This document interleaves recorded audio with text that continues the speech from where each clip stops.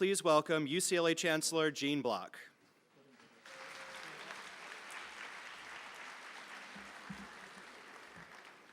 Good evening.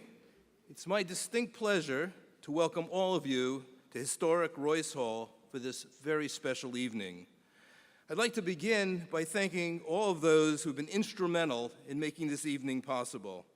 This event was truly a labor of love on the part of many people and organizations throughout UCLA, the students and staff, alumni and administrators, and more. I should mention specifically student affairs, alumni relations, external affairs, and government and community relations. In addition to the vision and leadership of Robert and Helen Singleton and Council Member Robert Farrell, we should acknowledge the indispensable role played by the African Student Union, the African Women's Collective, the African Men's Collective, and the Undergraduate Students Association Council, USAC. Indeed, I'm delighted to report that USAC adopted a resolution this past Tuesday commemorating and honoring the UCLA Freedom Riders.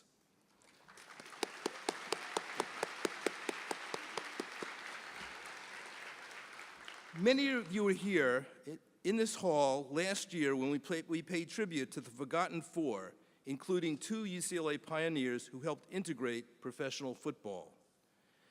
Tonight, we welcome again everyone here to pay tribute to an extraordinary group of 16 UCLA students, male and female, black and white, who helped to secure the fundamental right to travel our nation free from racial discrimination.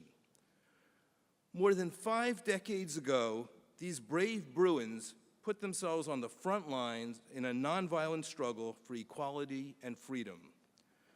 The struggle in 1961 was focused on the desegregation of interstate transportation. And our 16 Bruin heroes joined a larger group of some 400 freedom riders in this noble and dangerous cause. They risked jail, physical injury, and even death. And yet the Freedom Riders stood resolute in their cause. We salute and honor them for their conviction. On April 27th, 1965, in a speech delivered right here on campus at the base of Jan Steps, just a month after the historic march from Selma to Montgomery, Alabama, the Reverend Martin Luther King Jr. said, "There are some things so dear, some things so precious, some things so eternally true that they're worth dying for. And if a man has not discovered something that he will die for, he isn't fit to live." Well, our Bruin Freedom Riders had discovered something worth dying for, and they made this country a better place in that process, so it's fitting that we honor them tonight. But we want to do more than that this evening. We'll hear from some of them and learn from them, because the lessons they have to teach us not only belong to a bygone era, perhaps in the middle of the 20th century, these are lessons that apply with equal force and timely relevance to American society today in the second decade of the 21st century. We still face injustice, we still face inequality, we still sadly are not all truly free. But we can learn from history, particularly from those who are bound together by a boundless determination to right society's wrongs. There's much we can learn from those whose foresight, courage, and discipline served as a model of the principled and peaceful activism that opened minds, changed laws and hearts, and helped to forge a better America. The journey to change we take tonight is both backward-glancing and forward-focused. We'll be discussing both the Freedom Rides and Ferguson, and much that has happened in between. As we honor the 16 UCLA Freedom Riders, there's one more hero we should recognize, Janie McKinney, and she is a UCLA staff member who at the age of 12 rushed to the aid of freedom fighters who were under vicious assault by white supremacists in front of her home in Anniston, Alabama. Janie, would you please stand so we can acknowledge you? Thank you, Janie.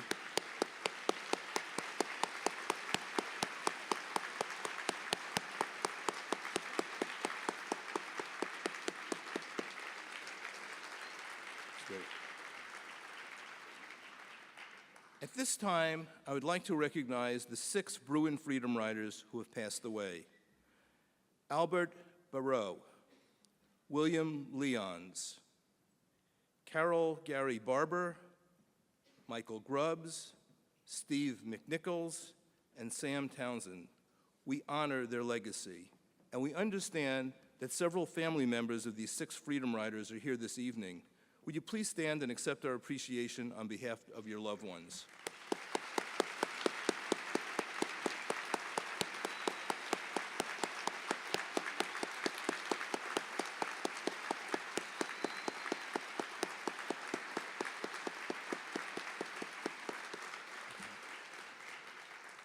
We are very pleased that the 10 UCLA Freedom Riders still remain, and I'll begin with the names of those who could not be here this evening.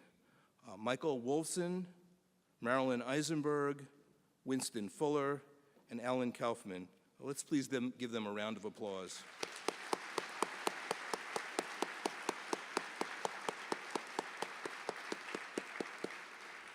We're extremely delighted that several UCLA Freedom Riders are here this evening with us. So when you hear your name, I would appreciate if you could stand and remain standing so we could recognize all of you. Robert Singleton.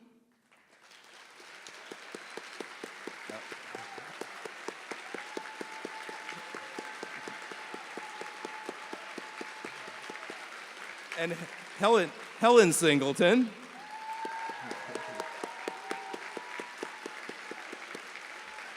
Robert Farrell. Max Pavazek. Joseph Gerbach. And Philip Posner. Let's give them all a round of applause. Thank you. We're very proud, all very proud of these courageous Bruins. They're great role models for UCLA students today, and indeed for students and concerned citizens everywhere. We take great pride in the fact that UCLA students and alumni are actively engaged in pressing social issues. Bruins have always used their talent, their education, and their intellect to change the world. UCLA students have always been public-spirited and community-minded. They are driven by a powerful ethic of service to improve society, both for the benefit of our society today, but also for future generations. One thing we know from the Freedom Riders, meaningful social change does not come easily. It comes about only through courage, determination, sacrifice, and a willingness to challenge the status quo. But tonight is more than a celebration of courage and conscience. Let it also serve as a renewed call to action and social change. Tonight is more than a well-deserved journey into the past. I hope it will also mark a beginning of a much-needed journey to a future society that is more inclusive, more compassionate, and more just. With that, I welcome all of you again to this very special evening. Thank you for being here.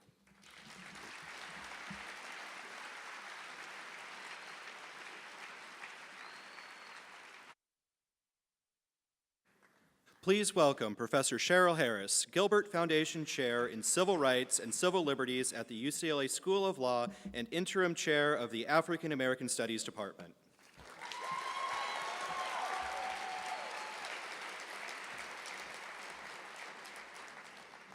Thank you all for being here. I am particularly proud to be here in both capacities as a member of the law faculty as well as the interim chair of African American Studies, particularly so because after 38 years as an interdepartmental program, we have finally graduated and become a department.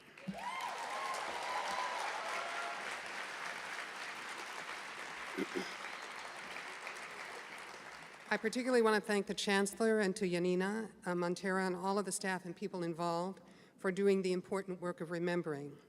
And in that spirit, I want to ask if we could take a moment to remember those who were part of the struggle but who have passed away. The Chancellor just mentioned their names, but I'm going to repeat them again, and we're going to take a moment of silence. It's Carol Gary Barber, Albert Baruch, Steve McNichols, Michael Grubbs, William Leons, and Sam Townsend.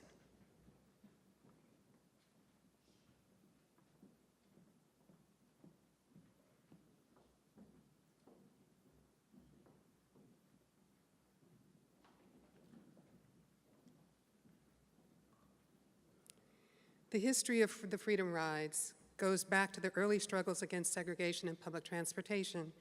Segregation in public transportation was part of an entire system, one both public and private, political and social, imposed by law and by custom. It came to be understood as right and necessary. Segregation was also a nation-building project, a way in which the national identity was consolidated as white. So from its inception, at the same time segregation was installed, it was both resisted. It was resisted through law, and it was resisted despite of it. And even before emancipation, racial exclusions on public transport were vigorously resisted and objected to. Frederick Douglass, among others, defied the segregated rail cars in Massachusetts and was forcibly removed after refusing to go to the Jim Crow car. In his view, these ride-ins, as he called them, were an important part of focusing public attention on segregation and publicly shaming the companies for their practices. So by 1843, the railroads in Massachusetts were desegregated. Of course, this was not the case everywhere, and famously in Louisiana, the Separate Car Act of 1890 was challenged by Homer Plessy. Plessy argued that segregation on trains in interstate transportation was a violation of equal protection. The backdrop to that case, however, was a series of acts of civil disobedience by individuals, many of them black women, who challenged their exclusion from the first-class car, which was also called the ladies' car. This was more than a dignitary harm for these women, because in addition to being subjected to the filthy cars and inadequate facilities that they offered, black women and children restricted to the second-class car were placed in harm's way as white men entered the second-class car specifically to do things that they could not do in the first-class ladies' cars. This led to sexual assault and beatings of black women, and thus many of the early cases were brought by them. For 60 long years, Plessy's separate but equal standard masked the reality of racial oppression and violence. It was certainly separate, but there was nothing about it that was equal. The social movements that emerged from the early 1960s, like the Congress of Racial Equality, who was the sponsor of the early Freedom Rides, was part of the long civil rights struggle, what historian Jacqueline Dowd Hall calls the long civil rights struggle, that resisted not only America's version of apartheid, but that understood and made visible the connections between that system and systems of labor exploitation in both rural and urban settings, both domestic and abroad. Black people in the 20s, 30s, and 40s, through art, through music, formal political protest, and everyday acts of resistance, refused to accept their station. Through figures such as W.B. Du Bois, Marcus Garvey, Paul Robeson, and others, they connected to anti-colonial movements in Africa through Pan-Africanism, forming the backbone of struggles for workers' rights like equal wages, both inside and outside workers' organizations, unions, movements. They were both productive and constitutive members, even as they had contested relationships with organizations like the Communist Party. From the anti-lynching movement led by women like Ida B. Wells to the 1951 petition to the United Nations, We Charge Genocide, signed by Paul Robeson and William Patterson, Black people resisted. The petition charging genocide before the UN specified, among other evidence, the strict racial segregation in every aspect of American life. It also recounted the violence encountered by Black people, both at the hands of the police and the state, as well as by private parties who were allowed to literally get away with murder. The gross inequalities in access to public accommodation were also part of that charge. They appealed to the United Nations to intervene because of the failure of local or federal authorities to protect Black life. And indeed, the state itself was one of the major instruments of Black oppression. The petition argued that the circumstances of Black people in the United States amounted to genocide under the convention. This petition did not succeed, but it raised the issue of the racist subjugation of Black people as a matter of international human rights, much to the embarrassment of the United States, which held itself out as the protector of democracy. As the petition noted, one of the many aspects of institutionalized violence that Black people encountered was the lack of equal access to public accommodations and transportations. As the challengers to the Separate Car Act in Plessy noted, this was an important place of struggle. Why public transportation? Because it's the place that you encounter every day. It's where you go back and forth to work. It's how you conduct your business. and the indignities as well as the dangers encountered by Black people in that space, as well as the constantly shifting, completely arbitrary and capricious constraints on their movement, were a constant source of the reminder of their second-class status. The legal challenge to Plessy in the courts, of course, finally produced Brown versus Board of Education in 1954, mandating the desegregation of public schools with all deliberate speed. The implementation of this command, however, has proved elusive, and it certainly did in its immediate wake. Organized white resistance, supported by the state and initially by inaction by the federal government, produced repeated acts of violence and coercion against those who sought to enforce what the Supreme Court had ruled. Similarly, in connection with segregation in public transportation, legal victories did not lead to actual results on the ground, with some notable exceptions. While the Montgomery bus boycott of 1955, which lasted a year and cost the transit company significant economic losses, while that boycott finally produced a legal ruling that ended formal segregation, equal access to other arenas was still denied. The sit-ins at the lunch counters of the Woolworths in Greensboro, North Carolina, that began in 1960 were the beginning of the movement that we now understand and is often marked formally as the civil rights movement. But I recount the information before to try to bring forth the fact that there is a long arc to struggle, and what happened in 1960 had been built on the work and struggles of the past. The sit-ins at the lunch counter deployed nonviolent tactics to challenge the longstanding custom of restaurants, hotels, and places of public accommodations that refused to serve Black patrons. And it was students who put their bodies on the line and later formed the Student Nonviolent Coordinating Committee with the critical assistance of veteran civil rights organizer Ella Baker. While the Southern Christian Leadership Conference, headed by Martin Luther King, was hoping that SNCC would be its youth wing, SNCC declined to do so and insisted on standing on its own. The membership of SNCC became actively involved with the Freedom Rides, which had been organized by the Congress on Racial Equality, headed by James Farmer. CORE itself had been founded in the 1940s and came out of a pacifist movement, which had specifically sought to apply and draw on Mahatma Gandhi's principles of nonviolent disobedience to seek social change. By the time the 1960s roll around, CORE had organized chapters in many cities. And in '61, James Farmer organized what he called the Freedom Rides. The Freedom Rides were designed to push to enforce a 1960 Supreme Court case called Boynton versus Virginia. That case involved a Black law student, William Boynton, who traveled by bus at Christmas time from Washington, D.C. to Birmingham, Alabama. When the bus stopped in Richmond, Virginia for a rest stop, Boynton went to the terminal to get something to eat and seated himself in the white area of the restaurant at the terminal. When he was asked to move, he refused, showing his ticket as a person traveling interstate. He was arrested, convicted, and fined for unlawfully remaining on the premises. Boynton contended that his arrest and conviction violated the Constitution, both due process and equal protection, and he also said it violated something called the Commerce Clause, which grants exclusive power to the national government to regulate the travel and movement of goods and people between the states. Boynton won his case, but not based on the Constitution. Instead, the court reached for federal law, the Interstate Commerce Act, to find that the conviction was unlawful. In that sense, the decision finding for Boynton was a victory, but it also signaled in some important ways the way in which the courts and the law sought to limit and contain protest. In later years, including protest involving Martin Luther King's demonstrations in Birmingham, the court made the protection of order more important than the protection of speech and ruled against the demonstrators. In time, the court came to focus not only on whether the protests were peaceful, but whether they were, quote, disrupting business as usual or invading what the court called, quote, hallowed places.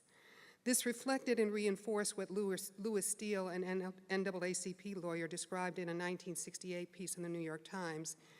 It reflected what he called, quote, that white America decided that demonstrations and riots are synonymous.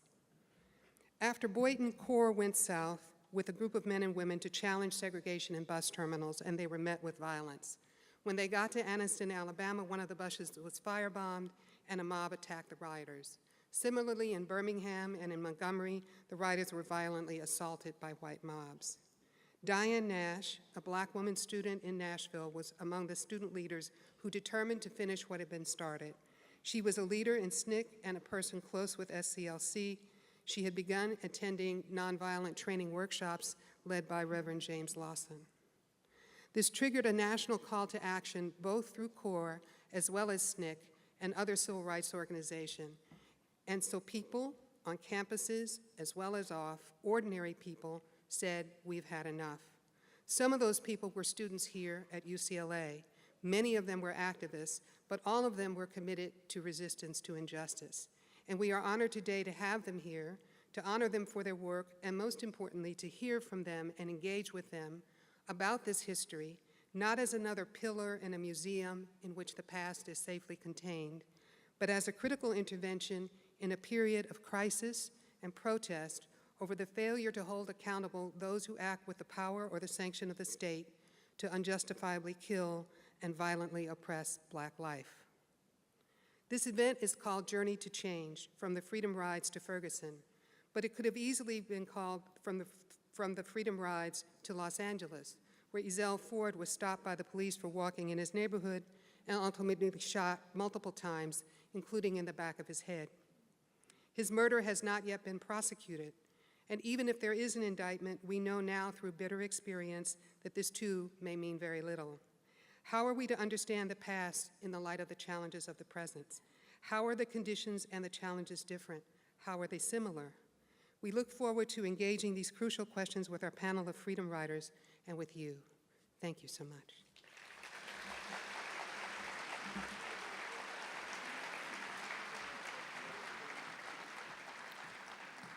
Please welcome Professor James Roberson, John Lee Tunstall, and the award-winning UCLA Gospel Choir.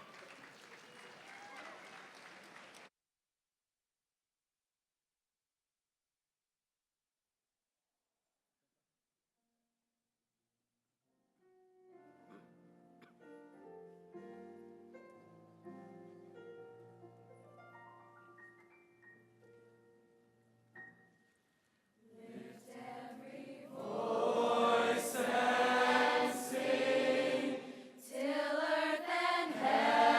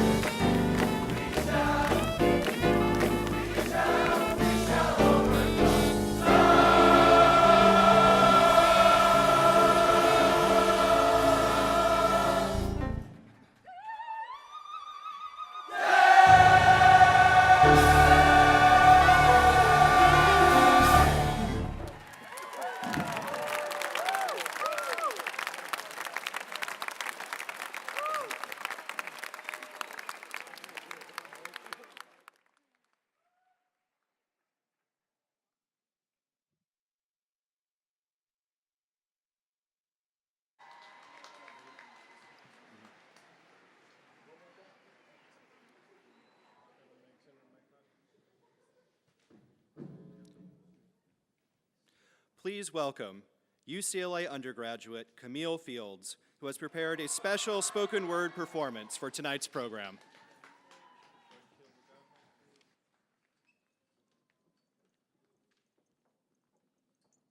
Hello.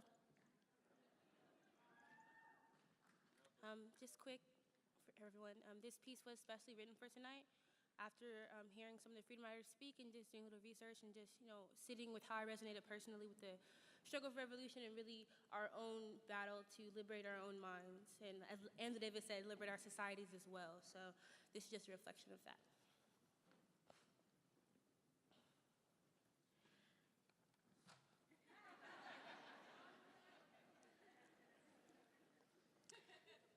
Dear Mama, I know we moved here from Georgia, thankfully. Single mother, 2 children westbound, beyond education which ignored my brown, you presented an escape from a surrounding fate for my sister and me. But I'm going home. Mama, don't try and stop me. I'm going on this ride. Years before conception, I was given the keys. Fueled by knowledge, readily recognizing lies, I've risen through school. Highest education, unjust laws bluntly abide. Stoked, black bodies send signals through the smoke of our demise. No attempt to harmonize, 10 years removed from the South, yet every day on campus I see crystallized Confederate flags gleaming in gentrifying eyes. Ducks that drop drips of pain, sown silence of colored lips lived through past trips of us being supremely slain, progressively acting past the pain. I pack my bag with trial-sized truth, part of the continuum of youth, soldiers of stigmatic combat grabbing back, handfuls of black pearls stolen after being thrown to swine, reclaiming the self too often colored in bright wine, unstringing a system beaded by the souls of the diaspora intertwined, momentum rediscovered, destination uncovered, revolution realigned.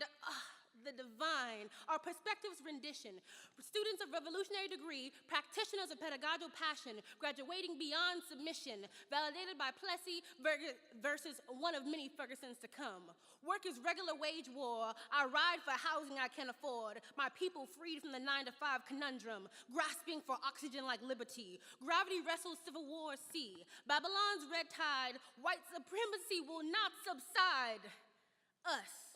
The movement molders, defeating disservice through actions of purpose. I give my life to the cause, but I am not a pen to be knocked down senselessly. Self-induced, labor-produced. Mike died because he was brown. Devalued, unquantified bodies that lied face down for hours in the streets. Beams of blackness streams, retreat in your privilege and still be confronted by our screams. Mama, what do I even begin to say to my unborn son? If I'm not here during his stay, explain that blackberries bloom on Eden's branches every day, picked, unable to see the battle won. I'll tell him to think of core.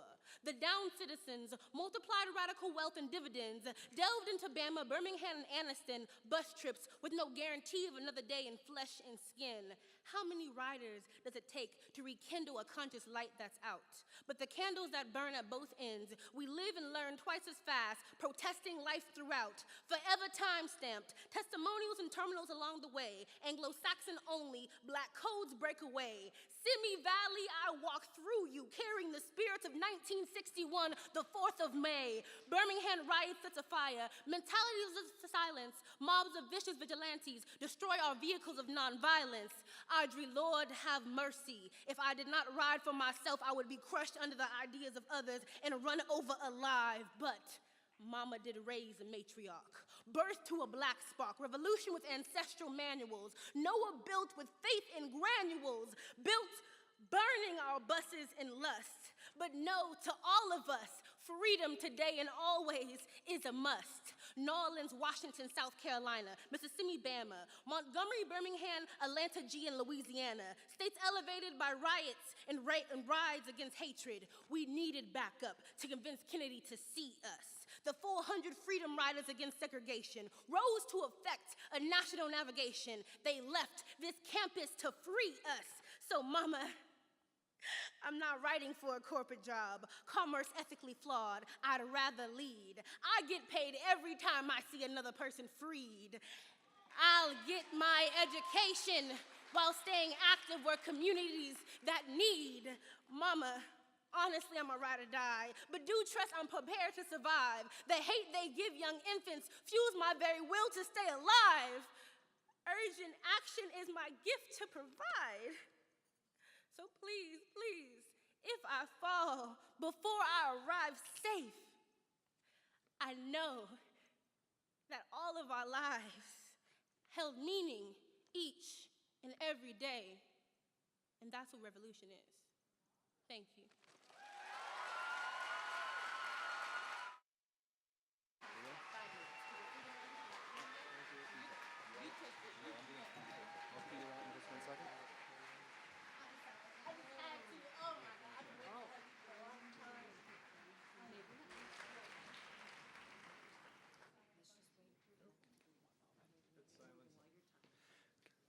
And now, please welcome Darnell Hunt, Director of UCLA's world-famous Ralph J. Bunche Center for African American Studies and UCLA Professor of Sociology.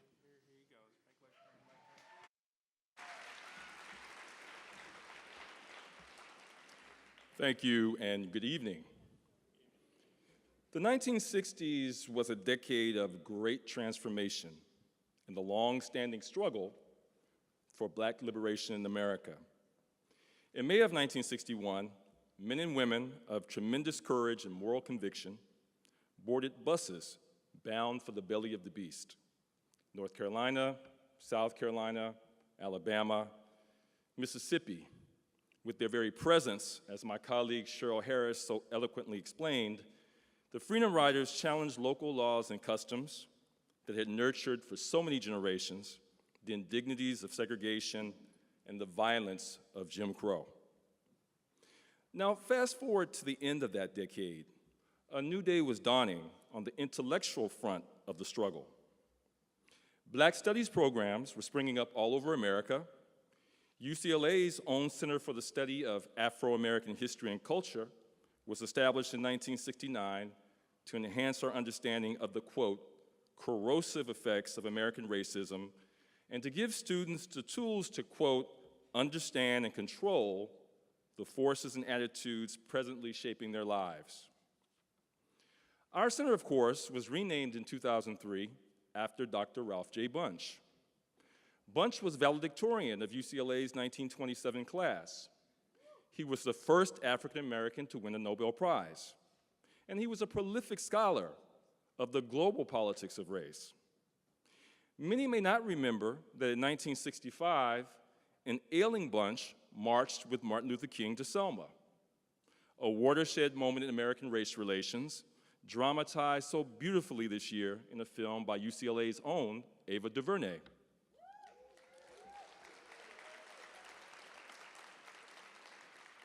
And I'm so proud to note that our center's first director, Robert Singleton, with his wife Helen, of course, was part of the contingent of UCLA students who had joined the Freedom Rides earlier in the decade.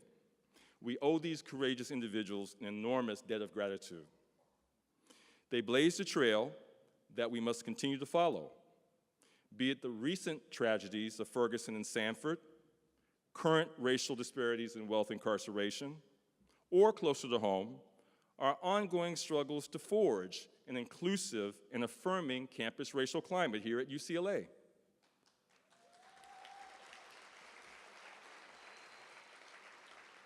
Our journey is far from over.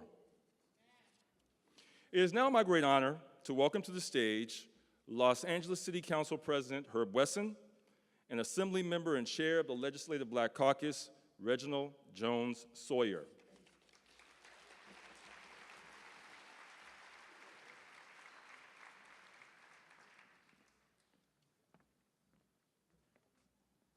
Good evening. My name is Reginald Byron Jones Sawyer Sr., and I am the new chair of the California Legislative Black Caucus.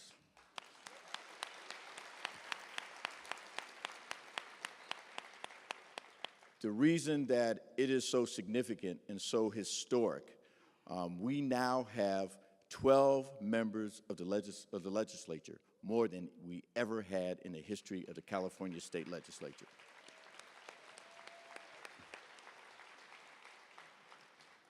And I'm also proud of this of what you're doing today.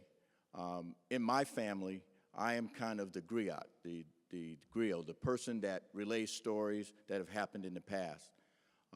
Some of you know, and many of you don't know, my uncle is Jefferson Thomas. He was one of the Little Rock Nine, one of the 9 kids that integrated Central High School in 1957.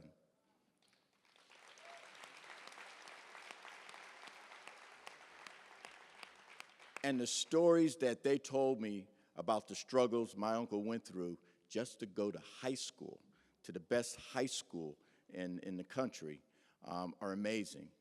What they endured, what they went through, the beatings, the cross burnings, all of that obviously has some impact on a lot of African Americans, but especially on me, because not only it affected my grandfather, my grandmother, my aunts and uncles, it affected my mother. My mother, whose sole job every day was to clean my uncle's shirt. He wore a white shirt every day to school. And one day, he got hit in the head, beaten in the bathroom, and left for dead. And people did all sorts of unspeakable things to him in that shirt. My mother took that shirt and washed it, washed out the blood and all sorts of things unimaginable things in that shirt to make sure it was white again, so that he could put it on, go back to that school, and let them know that they would never, ever stop him from being able to get his education.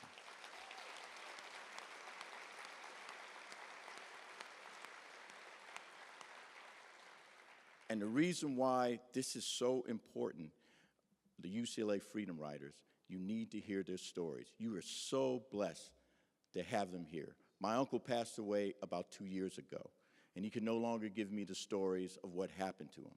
You have treasures here right now that can tell you what happened in the past, but most important, to let you know that the past and the future are linked. What's happening in Ferguson and other places, they are connected to the past. Recently, in 2011, a state trooper who had confessed to killing a young 26-year-old African-American was recently released from prison after serving about 6 months. The reason it's a tragedy, because that person that he killed, his name was Jamie Lee Jackson, who was killed in 1965 during the Selma March. It took them over 40 years to prosecute him. And what did he say? The reason why he shot an unarmed black man is because he was in fear of his life.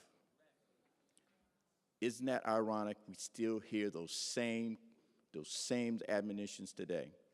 That's why it's so important. Go ahead, clap.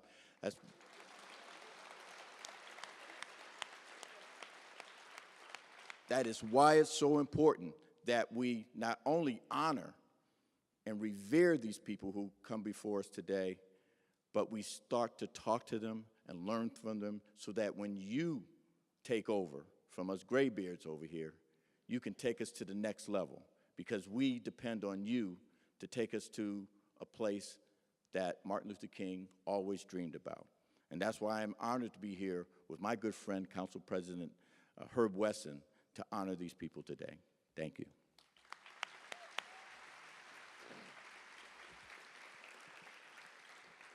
Thank you, Reggie.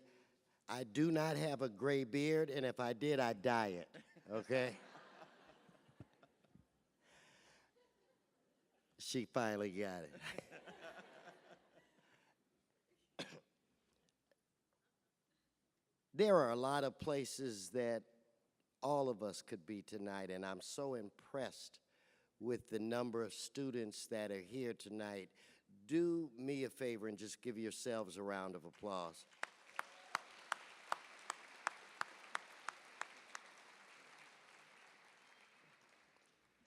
For Mr. Sawyer and myself, I don't think there is any other place that we'd like to be other than UCLA Royce Hall on this night to celebrate heroes.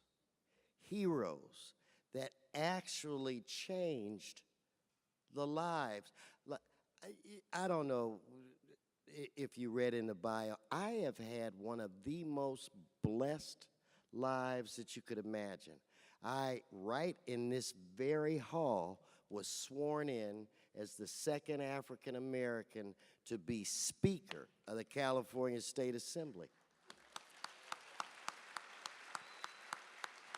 Elected unanimous to be the president, first black president of Los Angeles City Council.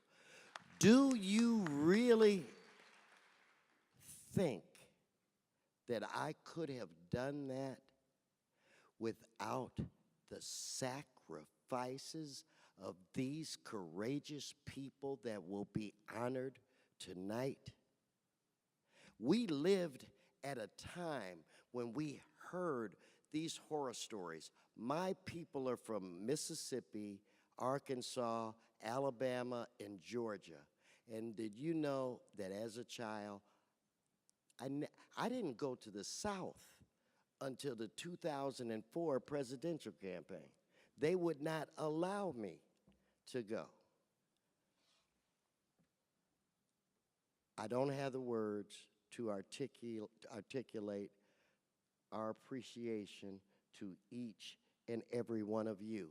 And the last thing that I will say to you, when you began to see this country become the great country that it is today, that's when all of us got together, regardless of the color of our skin, and we decided that we were going to make this country great.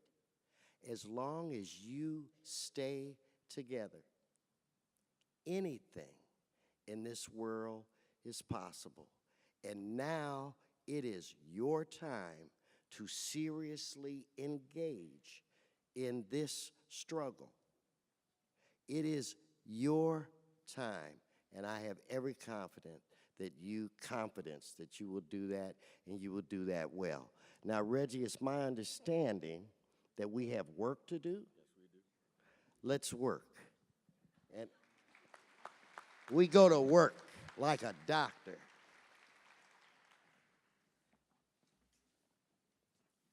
Ladies and gentlemen, Robert Singleton.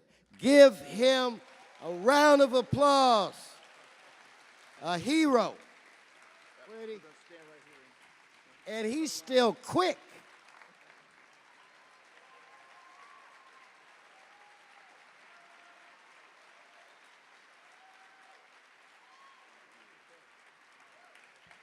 And it's my understanding that we have certificates from the state and the city of Los Angeles.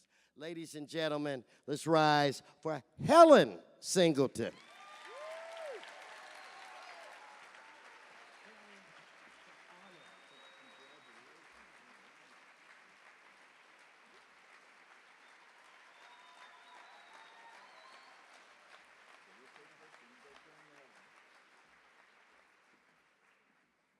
We've got an assembly line going on here.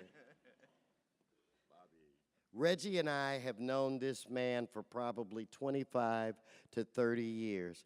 I didn't know that he was a freedom rider until a few years ago. So now it's my honor to present to you the former councilman from the 8th District, my friend and hero, Robert Bob Farrell.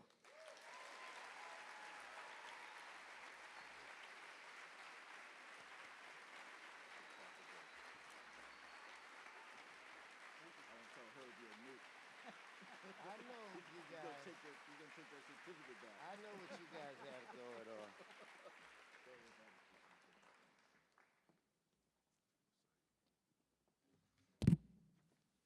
Philip Posner.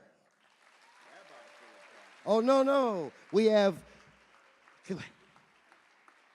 Rabbi, or you are? I'm a rabbi. He is. And I mean, he told me, he showed me his card. He is a rabbi. Let's give him a round of applause. A man of God. Thank you for everything that you've done. I don't deserve it. No, you do deserve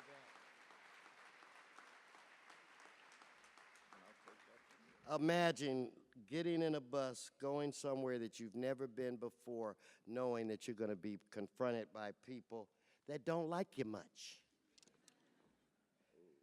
Max, oh God, Max. Pavasek, Pavasek, Pavasek. I got it, I think. How are you, sir? You were the big guy in the group. You're like, you could have played basketball. They were lucky to have you. That's what Bellum said. That's great. Let me take that, and you can have a seat. Okay, very good. All right, we gotta. You know what? Give Denise a round of applause. Give her a round of applause. Joseph Gerback. Yeah. Thank you, sir. All right, thank you. Thank you. Thank you, Joseph. Thank you. We gotta take a photo. Gotta take a photo, Joseph. One more, Joseph. Thank you. We'll take this and you can have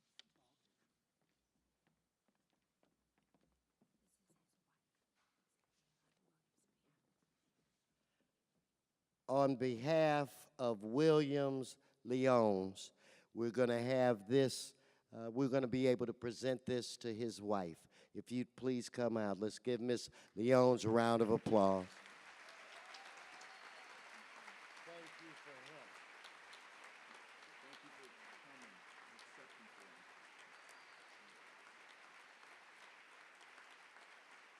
Thank you. We're going to take that. Reggie, make sure you assure them that they will receive those when they leave.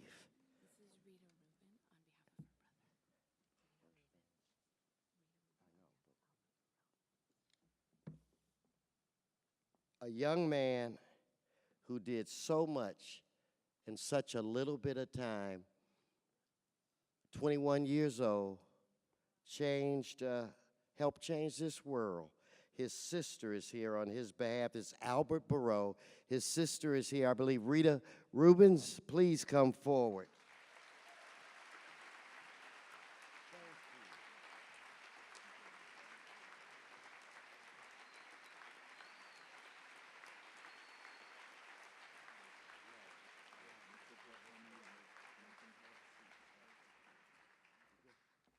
Bye, everyone. Thanks for having us. Please join us now in recognizing our UCLA Freedom Riders and congratulating them on this richly deserved honor.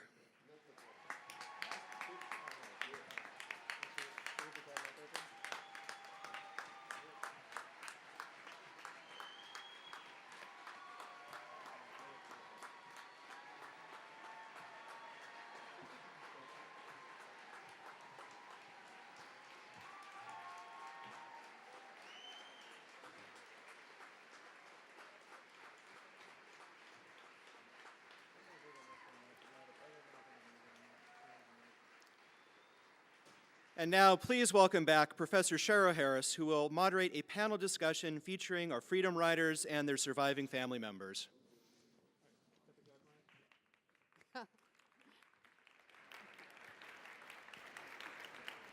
Thank you. I really want to stress that we hope this will be a conversation.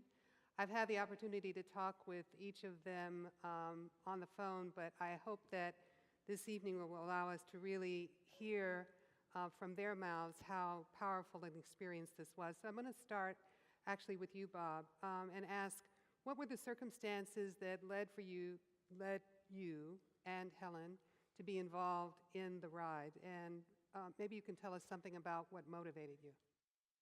Yes. As a matter of fact, some of the people in the community, when I came to UCLA, are here tonight.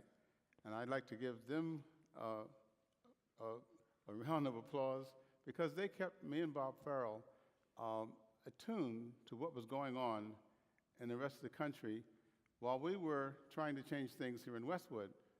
When we got here in Westwood, Westwood had a number of characteristics that were similar to the South. There were racial covenants in the neighborhood. There were quotas in some of the apartment buildings. We didn't have all these dorms that we have up here now. And Bob Farrell and a couple of other friends of mine instigated me to run for, we wanted another guy to run for president of the NAACP at UCLA. He didn't show at the meeting. I was already had something called this SCBC, Southern California Boycott Committee. We were trying to change some of those things that were happening in Westwood, and we knew that this organization would help us. I ultimately ran instead of this guy, and I got elected. My platform was change in Westwood. And we found out very quickly that not everybody was in our favor in the administration. But we found also that the harder we pressed, the more we succeeded. We accomplished those changes faster than I thought we would. And it turned out, then we began to find out who were our friends, who was on our side, who were willing to work with us, and we started developing some coalitions. There's a gentleman here who I hope he doesn't mind me using his name. He was an ombudsman for years and years and years. His name is Donald Hartsock. He's out there, and I'd give him a round of applause. Reverend Hartsock was the person at the University Religious Conference who, whenever we had a need to have any kind of summit meeting, we had the whole University Religious Conference to. We ran up his telephone bill one time, I think $1 million, and but we paid it back. We had and through that, through all of those activities that we had, we developed more and more involvement from more and more students. And by the time the sit-ins occurred, we had a posse. And Helen was an art student, and so she gave us a lot of help in making picket signs that you could read. We did them over at the YWCA, which is no longer there, but it was that in the auditorium at YWCA, we would have these picket painting parties. And then we were picketing the Woolworth stores in sympathy with the students in the sit-ins in the South. Then, while we were doing that, and some of the people up here were picketing with us. All of the Freedom Riders were, to a large extent, populated by those picketing, and that'll take too long. And I don't want to take the whole time up here. I could go on and on and on. And we would love to have you do that. But the Freedom Rides occurred while we were still picketing the Woolworth stores, and everybody who was picketing the Woolworth stores with us, I was hoping we would all go. We had 40 names at one time, but only 15 of us or 16 of us went down. So, Helen, I understand that you all left here and went through New Orleans, and then from New Orleans on to Jackson. Can you tell us a little bit about what happened where you went and what happened when you arrived? We left Los Angeles by air. Delta Airlines was a new company at that time, and all of their employees were from Alabama, Mississippi, Georgia. And I knew what we were going for, but I didn't expect to encounter the fear so soon. As soon as we got on the plane, all those Southern voices, the pilot, the stewardess, and even a little boy sitting next to me, all had these Southern drawls. And having grown up in the North but visited the South, I immediately felt surrounded by those people who I knew didn't care much for me. I felt like a soldier going into enemy territory right away, as soon as we left. So what happened when you got to Jackson? We walked Well, we went to New Orleans and got some more training in nonviolence and what we were told what to expect the next day. We were also told the night before, the Black Freedom Riders were told, don't go into town unless you have at least $1 in your purse or pocket, because you could be arrested for vagrancy, and they're looking for people to arrest. We were also told as a group not to go into town together because they didn't want us to get arrested before it was time to get arrested. But the next day, we got up and took the train from New Orleans to Jackson. And when we got off the train, there were men standing around with dark glasses on. I assumed they were the FBI, but it turns out they were the Mississippi Sovereignty Commission, which was an organization patterned after the FBI. They were plainclothesmen, but they're obviously who they were because they all had these dark glasses on.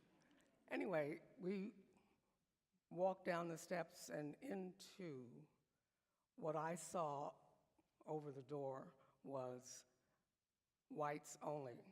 We went into that room, and I can tell you how I felt. I felt free. Free to walk into this room that these people are telling me I'm not good enough to walk into. I walked in on my own. Of course, I had my posse with me. And we were immediately told or asked to leave. And we didn't move. I felt the resolve in the room. We were committed to this. And this captain, who, they turned out the chief of police, the captain of the police force, to arrest us. I mean, he must have thought we were dangerous. But anyway, I was struck by his uniform, quite frankly. It was really sharp. And it was a white jacket with all kinds of lapels and gold on it, and black pants, and he had on this hat. And I want to say that in 2001, we went back to Mississippi, and there was a chief of police again, and this time he was black. With the same uniform. So, same uniform. Could I ask you, Helen, to tell us a little bit about what happened upon your arrest and where were you taken? When we were asked to leave, we didn't leave. He asked us 3 times, and we didn't move. And he said, you all are under arrest. They took us out of the room and took us into a paddy wagon that they had sitting in the hot sun. This was a July afternoon in Jackson, Mississippi. And put us in there, slammed the door, locked it. That was when you really get the feeling that you're in custody. Too late to do anything else at this point. Where did they And take you? let me just finish. Sure. We went to the city jail. They drove us through the streets, and there were these crowds. And as I was sitting there, waiting to be booked and have that mugshot taken, I looked around because I wanted to be aware of my surroundings. And on this wall in back of me was a large poster. It caught my attention because I recognized the face. It was Chief William Parker of the Los Angeles Police Department recruiting these redneck policemen to come to Los Angeles. And I'm sure that Jackson, Mississippi is not the only place where they sent that poster, as became evident later, years later, with Rodney King and those kinds of things. And the Watts riot. 4 years later, there was a Watts riot Yeah. that was led by policemen whipping people in the black community who I think were some of those people who had come from the South on those posters. Anyway, I just want to say that at the moment that they took that picture, people have said to me, "What were you thinking?" I had just seen that poster. And like Stevie Wonder says in his song, I was amazed but not amused.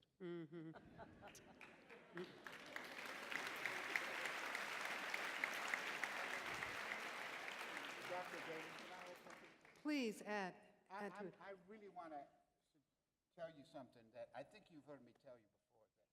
That couple was the only married couple that I know of that went on the Freedom Ride. No, we were not the only Well, ones. the only one from UCLA. Yeah, the only ones from UCLA. And, you know, We were all free then. courage, I want to say that courage and love very often are partners. And what I will remember most of all, probably on my Freedom Ride experience, well, maybe not most of all, but plenty, was when Helen got up to go to the paddy wagon. And Bob looked at her, I can still cry. I can still feel that love and that courage that brought you there. And Bob, your love, it just radiated, and your concern for your beautiful wife. Thank you.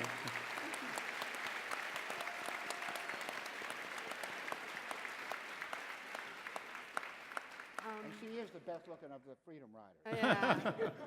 I was more afraid than she was. She had more courage than I did. I tried to talk her out of going because there were no, the secretary of the NAACP was a black woman who I was certain she was going to go, but her father said no, he wouldn't sign the papers.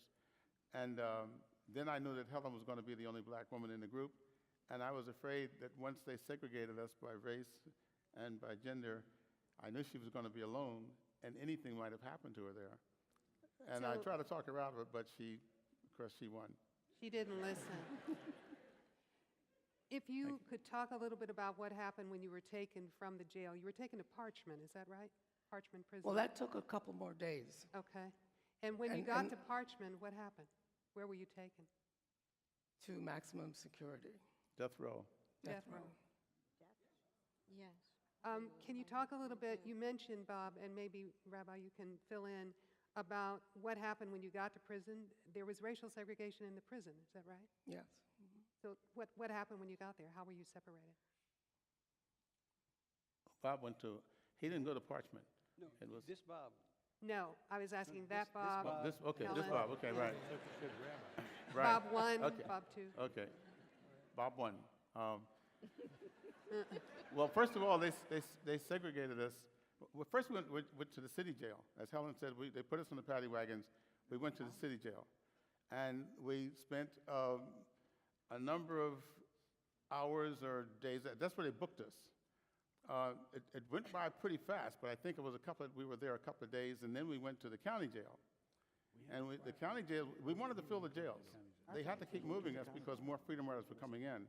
When we went to Hines County Jail, we stayed there a couple of days, and then we went on then they took us to Parchman Penitentiary. And one of the points I want to make is that in that period of time, somebody was born, a young black man was born, August 4th, 1961, who later on became President of the United States. And we told him about that. And he said, I knew I was in my diapers, but I knew something was going on.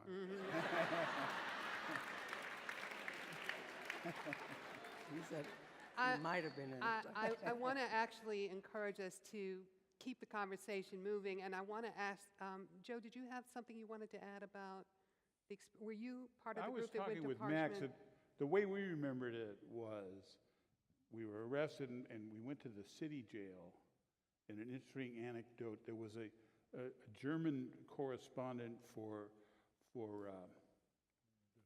Der Spiegel And he happened to get arrested too, and I don't know what he was doing or how he got arrested, but somehow he ended up in the same tank we, the white guys, were in, and it was high up, the jail was high up in the police station or the courthouse or whatever, and he was all confused and concerned, and he had a roll of toilet paper, and somehow he had a pencil, so he was writing his notes and what he was going to correspond to his magazine on the toilet paper, and his organization, he wasn't part of the Freedom Rides because we went down there with the understanding we were going to stay in jail for a while, but his magazine bailed him out, and he was out immediately.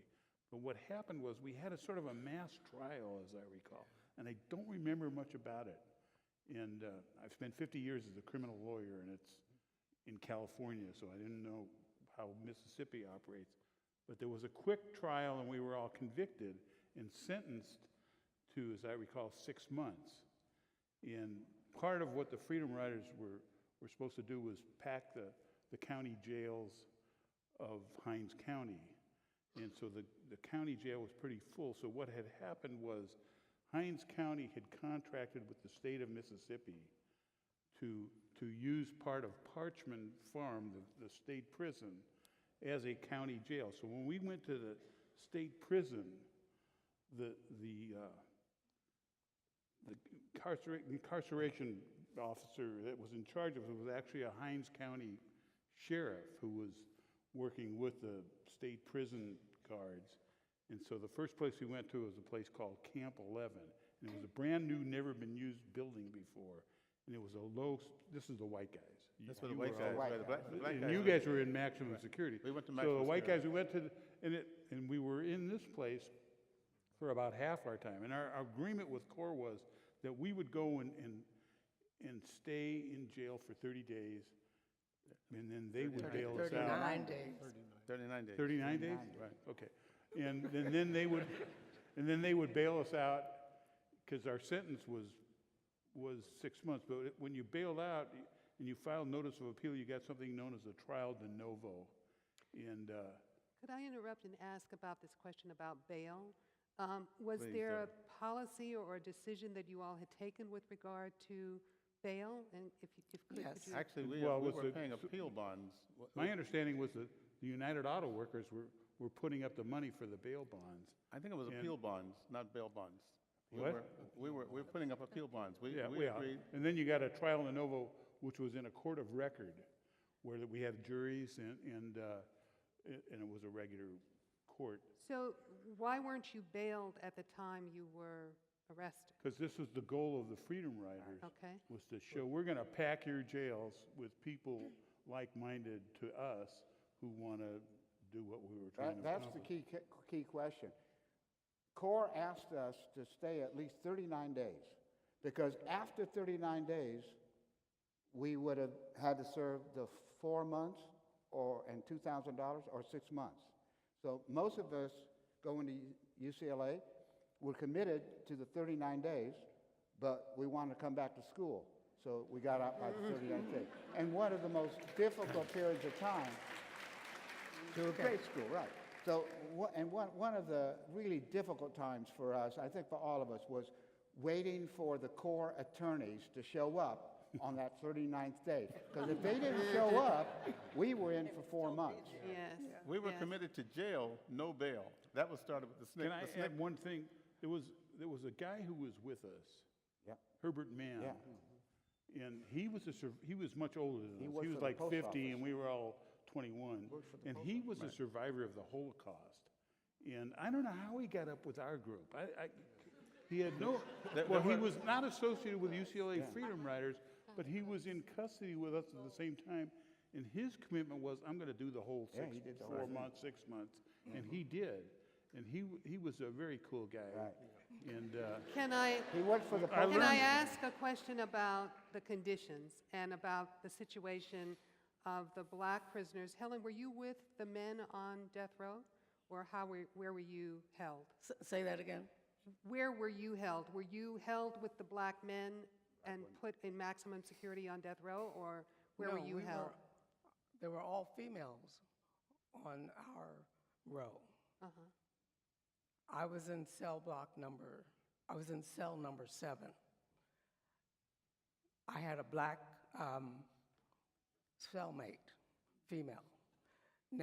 In the next cell were supposed to be 2 white females. And that's how they separated the white from the black. We were all the women were on the same cell block, but they were separated in cells, 2 in each cell, 2 black, 2 white, 2 black, white. And I want to tell you that, I don't know if I should say this, but while we were in the mass trial that you referenced, they separated us again, of course. Whites on this side, blacks on this side of the courtroom. And just looking out at the courtroom, I saw that there was somebody in that white section who was not white. How did I know? Well, we know how to tell, you know.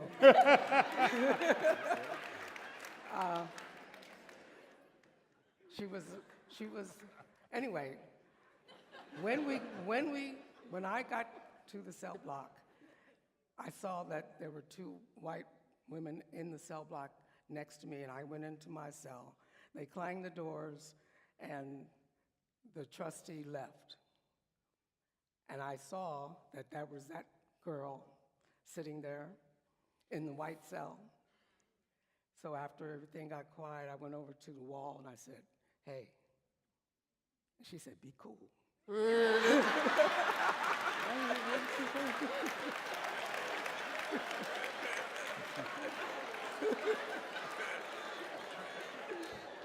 And Could I ask about did you all have any contact with any of the other inmates, the men on death row? What was that There were no like? men on death row. It was empty. So and see, we were in this camp for the They were first in 10, camp. 15 You were days. in the camp, So so I then, guess no, maybe but then the we question- went to MSU too, Maximum security unit. Maximum security. But there were no general prisoners there other than freedom riders. Okay. So we had no contact with We had anybody. contact with the prisoners before we went into maximum security, the white Okay. prisoners, because the prison was run by trustees, by prison trustees. They carried all the weapons. The guards didn't carry weapons. And most of them were quite confused why we volunteered to come to prison, you know. But you know, Dr. Davis, we're talking about Parchman, but Bob, in a way, we were fortunate because we were in a secure situation. We were going to a penitentiary, wasn't fun, but it was secure. He went to Houston, and his story's different, and there was violence in Houston. Well, I was coming actually to you, Bob, to talk about the differences between actually, because the rides did go to different locations. If you could talk about what happened when you went to Texas. Right. I'd like to just go back a moment to the university. I'd just like to say that as I came to UCLA, I'd been in the Navy. I won a scholarship for NROTC program, and I was looking forward to a middle management job as a naval officer. And lo and behold, I came to campus, and I found myself, and I found you all. And by that I mean other students, administrators, people from all over the world with different points of view, and we were on this campus, UCLA, learning. Notwithstanding the problems of segregation in Westwood, because for me, life is life. That was Westwood. But there was still an environment on campus of learning and opportunity to strive for excellence, people who could be your colleagues in class. Some might not want to relate to you at all outside of class, but in class, there was just something about the camaraderie that's established between students and teachers, and students among themselves, and every now and then they have a wonderful opportunity as a student to meet a faculty person who could turn me on. And I had a great experience at UCLA that way as a student, and I cherish the years that I spent here. But during this time, this struggle, part of my responsibility in working with Bob and Helen in our own student activities was kind of a communication function. And I had the opportunity, once things began to pick up around 60 and going into 61, to be the fellow who made phone calls to other places to see what was going on. So I had an opportunity to talk to a Julian Bond about what was going on over there where those fellows were, and to talk with people in South Carolina about what their sit-ins were like and just provide that feedback here. And I want to acknowledge one of my fellow freedom riders, our fellow freedom riders, who's in the hall tonight, Tom Hayden, who went on a freedom ride. He was from the University of Michigan, went on a freedom ride someplace else. Because remember, the one that went to Parchment wasn't the only one. There were many. But we began to talk among ourselves as students. And it was another exhilarating experience for me to find out that as we had come of age to participate in this change, we had something to contribute ourselves, building camaraderie, talking by the old, well, I should say the old new technology called the Watts line. Once upon a time, you had to make a local call or a long distance call, and there was this service called the Watts service. And through the use of the Watts line, I made so many different kind of contacts to just help my team here on campus with others to be up to speed as to what other students were doing in other places. And things were different on the ride to Houston. California was, in a way, I believe, a fodder state, F-O-D-D-E-R. We put a lot of folks on trains, in planes, and in buses going down south during the summer of 1961 from UCLA, Berkeley, the colleges inland, Pitzer and Claremont. We were the place where the numbers were coming from in students in the Freedom Rides. And we had different experiences. What you hear most about with my colleagues here is about how Ross Barnett, that crazy man in Mississippi, The governor. yeah, the crazy man in Mississippi, conducted himself. Now, I'm not using my words to say crazy, but there were white men, other governors, who were facing the challenge of students fighting segregation, who looked at what they did in Mississippi and said, not going to happen here. I went to jail in Texas, where that governor and its senator, LBJ, said, we are not going to have that in Texas. So the student activists in Houston, primarily out of Texas Southern University, organized in a group called the Progressive Youth Association, were getting no love from the media. I mean, the media was all over Parchment, but the media was not all over Houston or any other place in Texas. So the last group of freedom riders from Los Angeles were diverted to stop off in Houston, Texas, to go through the usual exercise. Get off the train, go into the station, go to the toilet, go to the general waiting room, go over to the restaurant, sit down, order. When the time comes, be prepared to stand up and be arrested, automatic. We were joined by our colleagues from Texas Southern University, and it was just like that. Off the train, into the station, arrest, down to the Harris County Jail, and process. The significant difference in the Texas experience, the Houston, Texas experience, was that freedom riders were not kept together. We went into the general population. Black males, black tank. Black females, black female tank. White females, white female tank. White males, white tanks. And in all of those places, find out later, they were waiting for us. In the black tank, male, after a brief conversation, the Texas Southern students that were in leadership positions explained to the men who were there what we were doing, why we were there, and we were welcomed as heroes, and we were treated accordingly by the black trustees. The black females, the same thing. The white females, mostly Jewish. I want to come back to that. We're in a situation where they engaged in conversation with these white women. And a decision was taken, a vote was taken in the white tank, female, and by just a couple of votes, the decision was, we will not beat them up.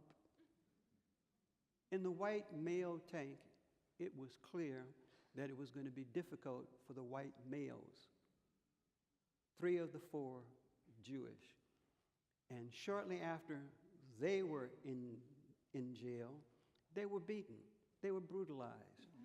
Steve McNichols, for those of you who might have known him, was so damaged by the beating he got, he was never the same for the rest of his life physically. Spirit was there, the participation in the struggle was there, but he was a damaged man.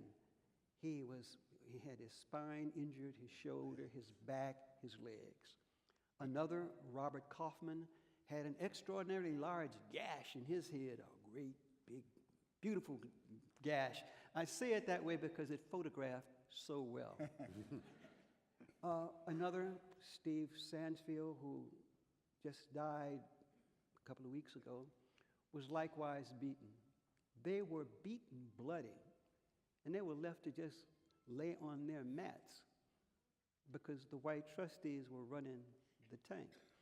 And it was only when the lawyers who came in periodically to check on us, when they went down to the white tank, asked to have these young men come to the window so they could see them. And Robert Kaufman turned his head to show the caked up blood. And at that point, we were in there about 10 days or so, so they pulled all of us out. We were there to stay, jail, no bail, but it was vicious. The point is, what happened in the Texas newspapers? There was a small reference to these people who came from out of town and that we were arrested. And there was a small reference when we went to court. But in the meantime, all this drama took place, and there was the violence and there was the intimidation. But it didn't show up for the media, for the world to see, or for the rest of the people in Houston, Texas to see. The Texas governor made the comment about the Mississippi governor being crazy because he exposed the system in a way that helped its demise. And that's part of a distinction that took place. I think Tom Haven might say the same thing. I think he went to jail in Alabama or Georgia. And for others who went to jail in different states, there were different kinds of responses. But it was painful for our friends. What was it that I learned at UCLA when I was talking about meeting other people? It was important to me. As a Negro, I had not met that many Jewish people, Jewish students. I was aware of Jewish people in the community in which I was raised because I grew up in a community that was a transition from being Jewish to being Negro post-World War II as times changed. Everybody had an opportunity, everybody white had an opportunity to live in the suburbs, and we Negroes moved into parts of the city as the whites moved out. So it was in that context that I had met Jews in the first place. But here to be able to interact and talk with the Jewish students and professors, and to participate in programs sponsored by Hillel, University Religious Conference, the extraordinary program of the Wilshire Boulevard Temple, in having a camp called Camp Hess Kramer, which was established to provide educational opportunities for Jewish young people, into which Negroes, Latinos, and others were invited to come to just share the intercultural experience. And I went through that. So part of my experience at UCLA was the opportunity to break out of the silo. That's One of the most really enriching important things in my life, because it showed up in the Freedom Rides too. But before that, when I cleaned up his closet, I found a short, but very small short. And I said, "What is it?" He said, "Well, when I got out of prison, I sneaked it out for souvenir." He said, "Throw it out." I said, "No, this is a piece of the history. I am not going to throw it out." And he said, "Keep what you like." And I didn't know much about the African American history in America. I came here when I was 25 years old. I did not study American history. I did not live in that neighborhood. I have no clue. So one day when I watched the movie The Root, I said, this is what happened here. And it's only in the city, and I came in this country in the 75, and they treat us so well. Is it true? My husband said, yes. And then he started educating me. Talking with you Talking about freedom rider. He was in prison in Parchman when his wife was pregnant, their first daughter. I said, and then he said he was in the cell by himself. In order for him to communicate with another prisoner, he used tapping. tapping on Yeah. the wall. And every night he loved to sing the song, We Shall Overcome. And then he said, I love the Southern cooking too, the food in the South. And then I started learning, about the history of the Black people here. I was shocked, honestly. I was shocked about this is how we treat the Black people in this country. And then later on, when I became a social worker, and I chose to work with the disadvantaged population in downtown of Toledo, I made home visit almost every day to see these teenagers, how they live. I work with the teenager pregnancy program. And I saw so many cases just heartbroken, 15, 14 years old, have 2, 3 babies. They had no place to live. Can I ask? And then I learned from how the history said in this country between Black and white. And I found that I was so lucky. I didn't have to live through that. Yeah. Rita, could you talk a little bit about Albert? Yes. When Albert was in high school here in Los Angeles, he attended Manual Arts High School in Southwest Los Angeles. And at one point, the family moved to another neighborhood where Albert was actually eligible to attend Fairfax High School, which was a very good high school academically, where manual arts was becoming integrated and it was losing its patina. And when the family moved and Albert was eligible to go to Fairfax, he said, no, I have to stay here at Manual Arts in the school government.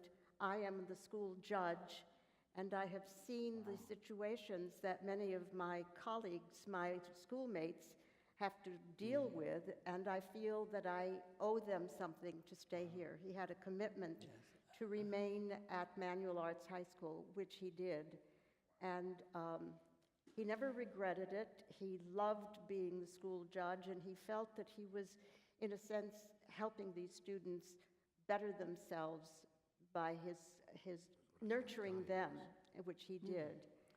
And I wanted to say something else about Albert. He worked part-time as a gardener to support himself. I think it's in the program.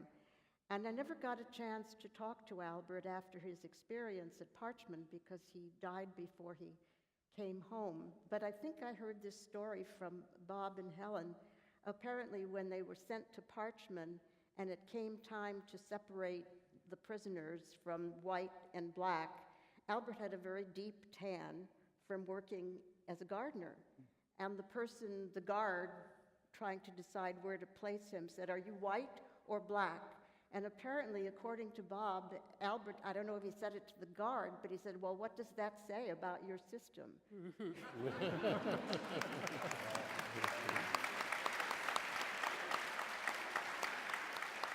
True story. One of the things that was very clear in talking with you all is that the objective of the Freedom Rides was very clear. It was to get the enforcement of the law as the decision as it related to segregation and interstate commerce. And as I understand it, as a result of the strategies and the focus, you actually succeeded within a space of relatively short period of time. The ride started in May, is that correct? Right. And by, within a year, November. by November, you had succeeded. Wonderful. It's,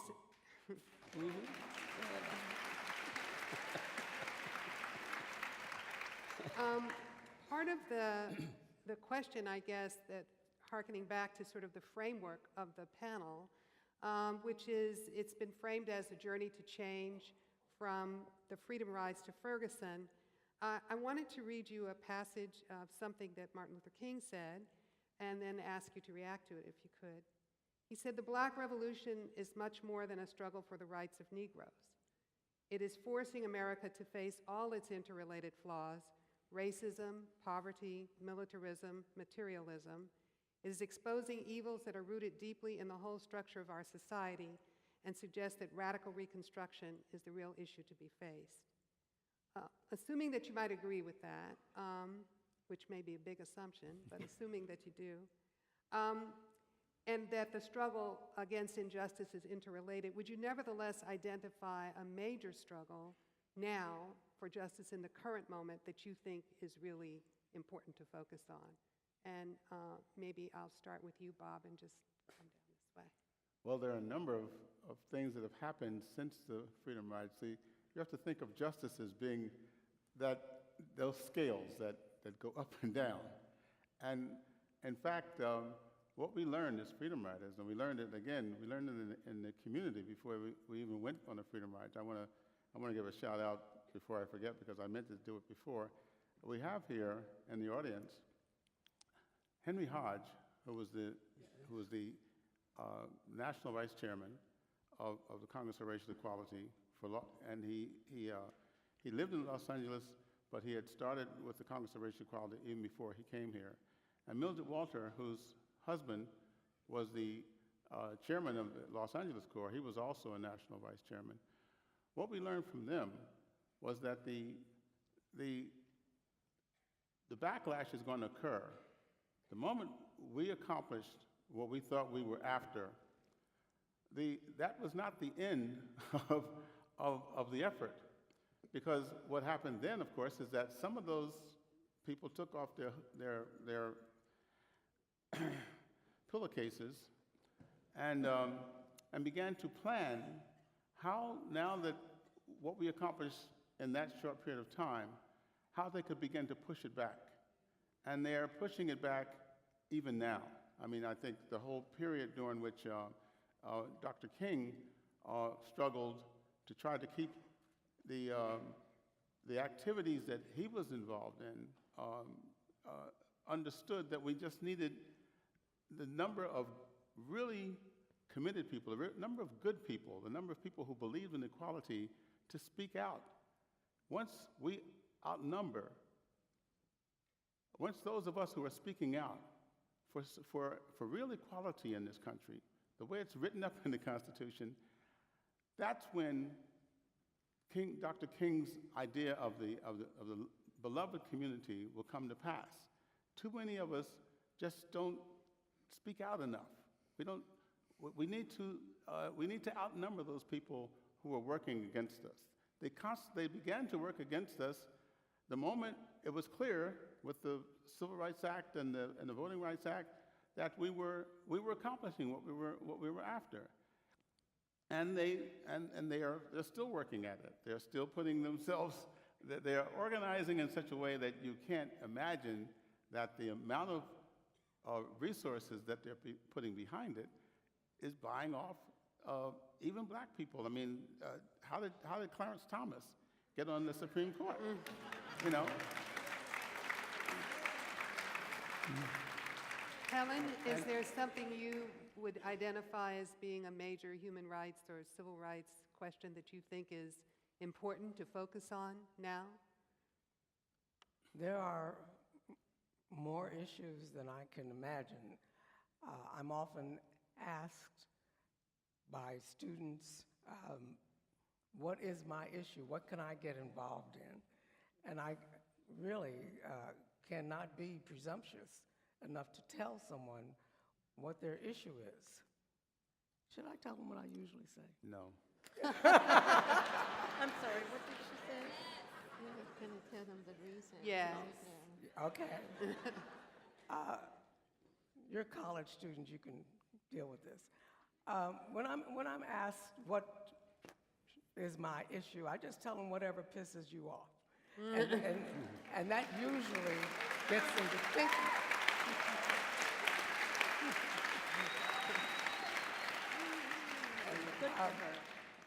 But Bob is right. There has been a systematic retrenchment, retreat from the progress that we've made. And as he mentioned, the moment that George H.W. Bush appointed Clarence Thomas to replace Thurgood Marshall, that was a kick in the face. That was definitely the beginning, or it was done to stop the momentum of the progress that we were making. And there are many other, I mean, just look at the Supreme Court today compared to the Supreme Court that decided in the Boynton case.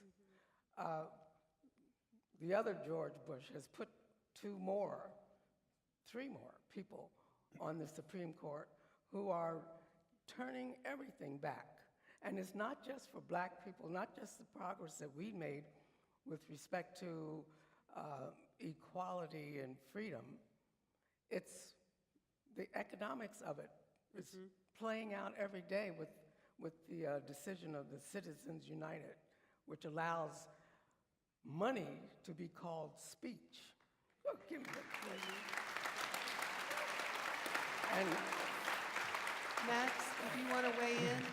I didn't mean to jump over you, but I just saw Max was leaning forward. Well, I think it's important that you realize everybody knows the struggle must go on, but it is very important and it's a critical time in this country because our newly elected Congress is 80% white, 80% male, and 80% Christian. That does not represent the citizens of this country.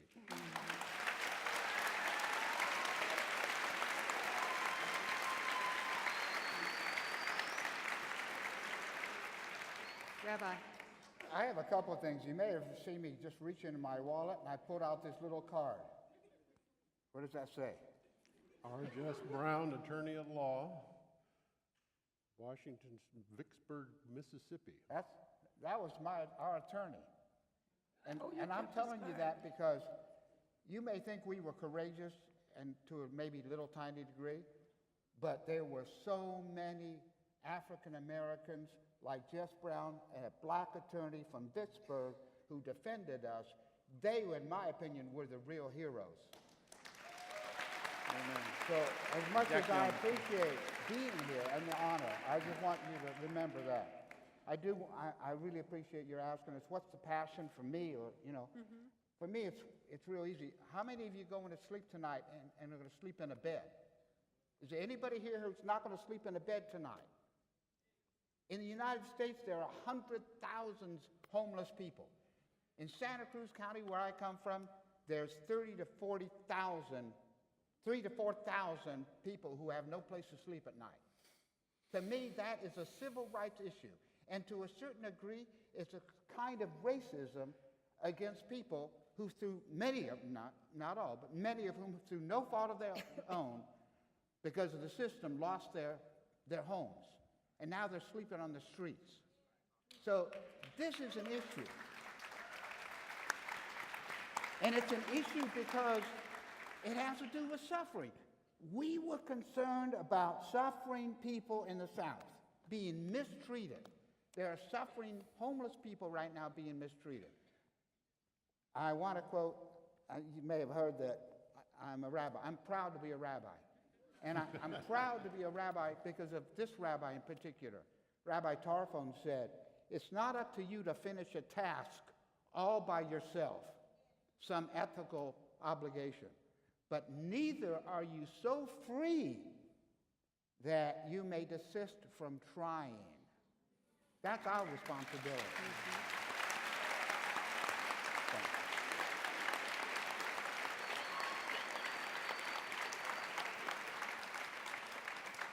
Bob, too, or Joe, Well, would you care to Bob, add? too, I'd like to just throw out a challenge. Why would you ask us about the issues? Look, I'm pleased that young people are taking on a thing called Ferguson and focusing on this little piece called black people getting shot down. Glad they're doing it. Long time overdue. So what? I'm glad they're doing it. But it bothers me that I'm in my 70s and I'm still on the front line because a lot of people younger than me are not registered to vote. They don't turn out to vote. I mean, like you here, do you turn out to vote? Do you understand the issues in education? I supported a man for the Board of Education, George McKenna. The central piece that we talk about is education is a civil right. And you know, the voter turnout sucked. Oh, God. Here we are in 2015. And for those of you, I mean, once upon a time it was young men and young women. Do you know you're growing up in a war economy? Do you know you can go to war for something? Do you know that there was an era called the Vietnam War and people on this campus demonstrated and did all kinds of things, and you're just accepting another year of bombing and drones and whatever? Maybe the folks in the Middle East don't count, huh? But you're prepared to go. You're learning these skills and these insights and all this great competence to do what? To go to work. And you're going to work for the great American corporations that do what? They're going to make missiles, make drones, go out, be great capitalists. So, you know, I'm just so pleased that at least around the issue of Ferguson, and I do this as a challenge to you. It's not the UCLA students going and taking on the streets and the cops in Ferguson. It's men and women on the streets. It is working class people. It is a class distinction that all of a sudden is surfacing. And I would assume that those of you at UCLA, given the education I know that is presented here, do you note the distinction between who is being killed and who's not? And who's standing up for folks and who's not? And even those who are saying, you know, we talk about the cops and the rest of them. These white men are just poor people, about as victimized as the people they shooting. And there's no one saying, look, how can you in good conscience shoot somebody black when he's a working person just like you? And just pay attention to the economic situation in the United States. I'd like to suggest that there are a lot of pieces out here, and I'd like to suggest that there are a lot of challenges for you. And this old guy with his gray hair would love to be able to just sit down and retire. I grew up in an era when there was an expectation that once I got to be my age, I could retire. But I can't because younger people are not stepping up to engage the issues, so I gotta still be active.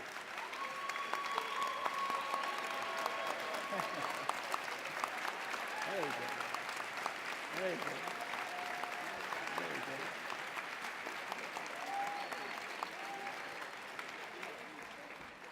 I understand that the mics have been queued so that we can take questions from the audience, but I want to allow if there's anybody on the panel that wants to make another comment before we open it up. I just want to say what Bob said is get involved, but you can't just go out into the street and start making noise.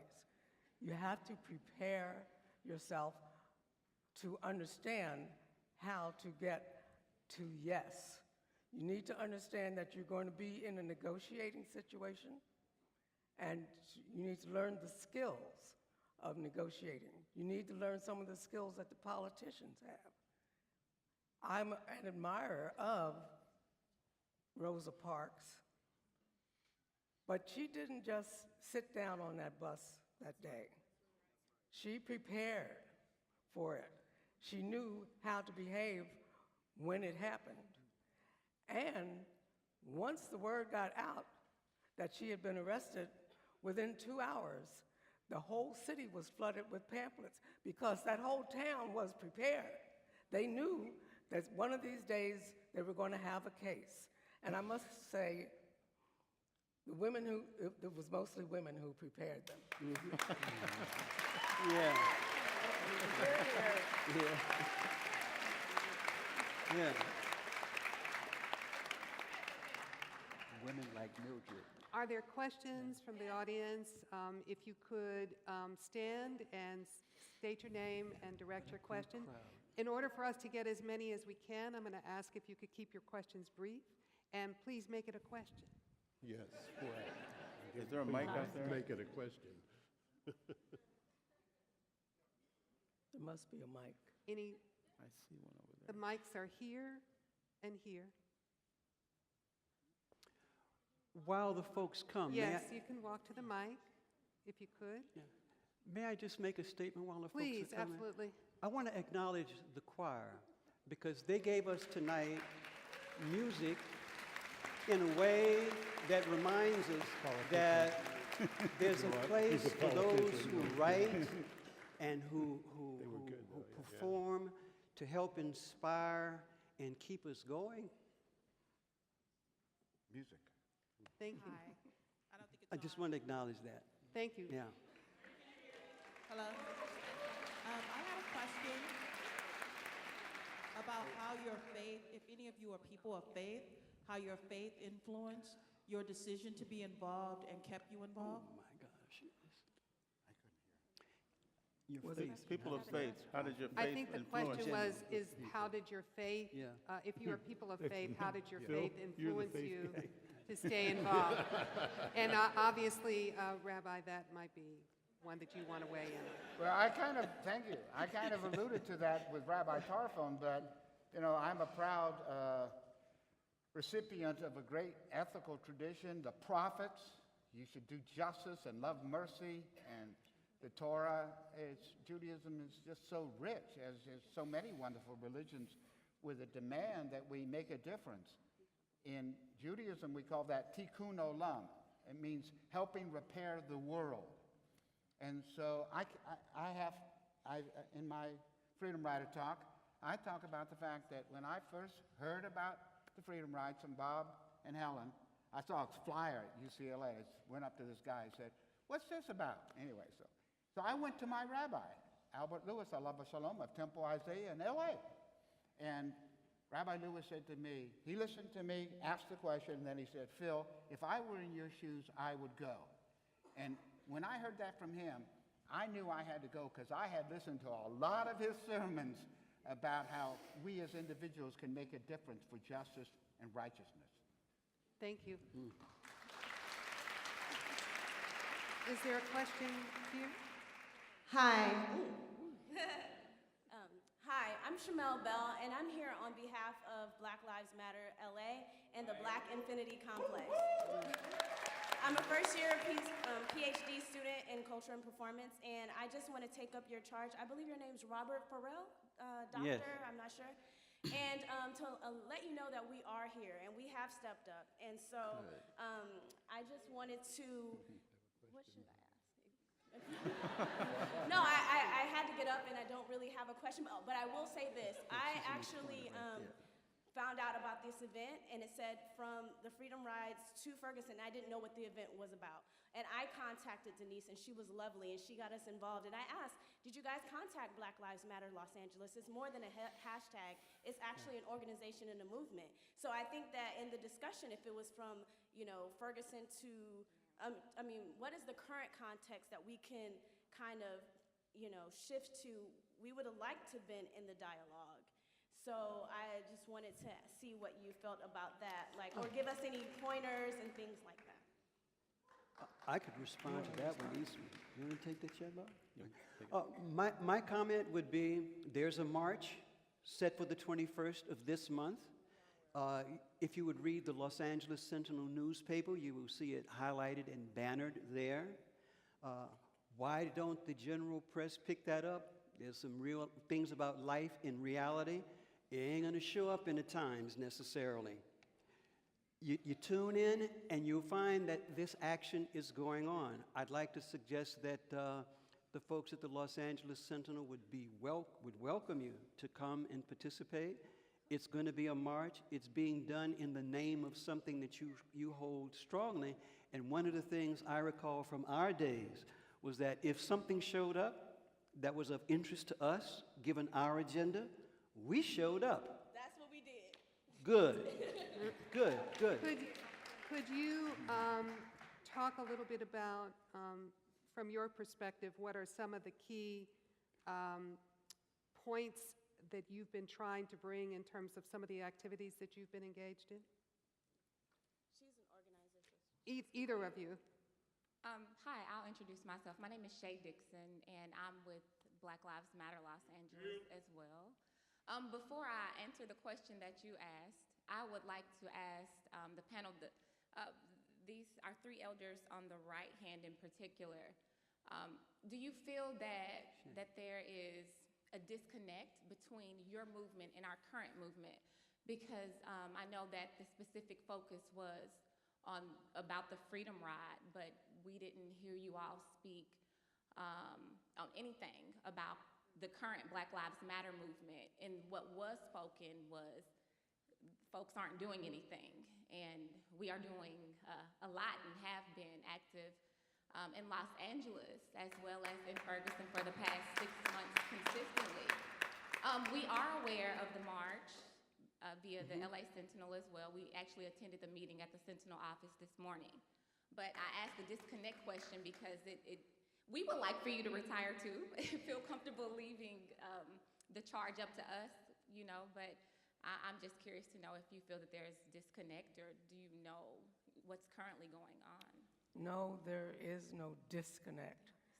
We have been fighting this fight for at least 400 years.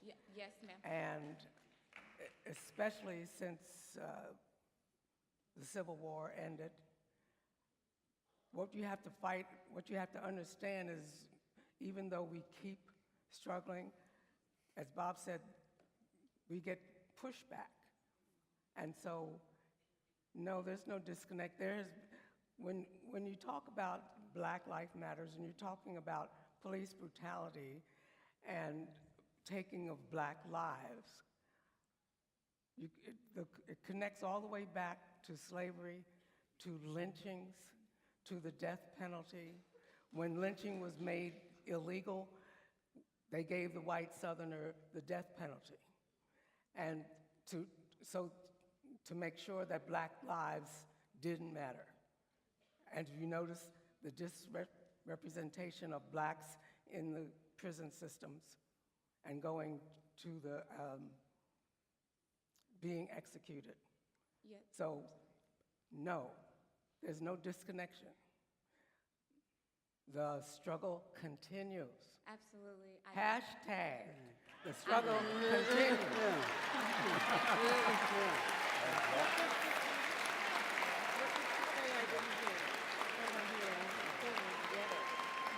I agree with you 100%. I didn't mean a disconnect in the struggle, because you're absolutely right, the struggle continues. I meant the disconnection between your movement, the movement of the 60s, the Freedom Ride, and what the movement work that's currently being done. Well, I look forward to visiting with you, I think, Sunday afternoon at the Pan-African Film Festival. And part of that panel is about just what you're talking about right now. I don't have any family members at UCLA. I don't interact at UCLA right now. I have 2 granddaughters and I have hopes. But for right now, there is a big gap. It's generational. Absolutely. I live in a different part of town, and I think that as you all do what you do and the word gets out, we have the potential of bringing to bear the organizational ties and connections and insights and perhaps even wisdom that we can offer. But the bottom line is, this is your movement. I remember what we felt like, what we were doing when we were leadership. We acknowledged what was available coming from adults, but we had a sense that we were going to make our own decisions as students, guided by people like Mildred Walter and Henry Hodge. And I'd like to suggest that that's the same kind of a thing that ultimately you're going to do. So I think you are going to find that the resources are there, but we're looking for you to say to us, we welcome you, we'd like to have your insight, we'd like to have the benefits of your wisdom, we want your connections in terms of how to get things done at City Hall, we want to have connections to folks that you know who have money, who support causes such as ours, so that we can put those things before you, and then the initiative is rightfully yours, because you're the young people in leadership right now. It's not for us to lead your movement, but to be there and to be supportive of what you are prepared to do. Thank you very much. Well said.